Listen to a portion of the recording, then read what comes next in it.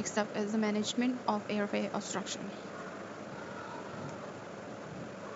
So the management of airway obstruction, first of all, after history examination and investigations, you'll decide whether the patient needs medical management or surgical management. If the patient is not in that distress and patient can be managed, patient is stable, it doesn't need any surgical intervention, so he would go for the medical management.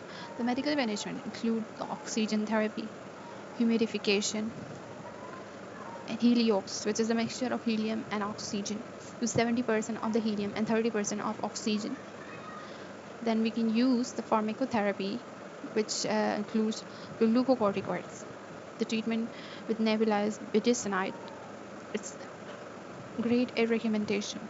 All children with the group symptoms who demonstrate increased work of breathing, such as subcostal recession, and ER should be treated with the oral glucocorticoids such as budesonide 2 mg per, or also adjunct with the nebulized adrenaline 400 microgram per kg, 0.4 ml per kg, for 1 in 1000 to maximum of the 5 ml. So these are the medical measures.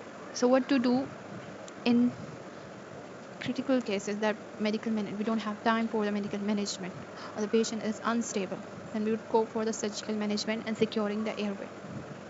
Surgical options we have intubation. Intubation is now strongly preferred over emergency tracheostomy due to the advances in pediatric ICU and risk association with the tracheostomy. What else we use using a nasopharyngeal prong or CPAP if intubation is required? It is important to minimize any damage to the mucosa if it's inflamed. Next up, we have emergency tracheostomy. Emergency tracheostomy is now very rare. If a difficult intubation is anticipated, or an ENT surgeon should be present, and a tracheostomy set must be ready. Next up, we have exit procedure.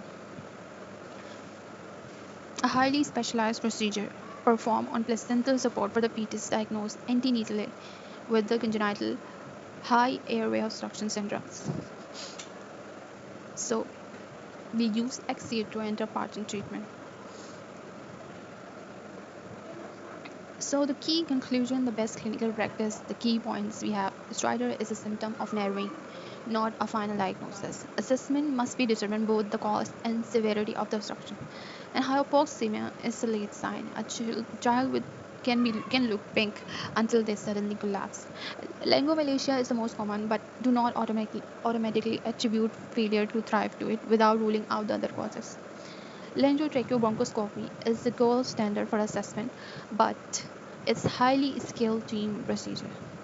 In acute settings, steroids are the first line for the group. And inform any ENT surgeon before intubating a child with a stridor of unknown cause. Thank you.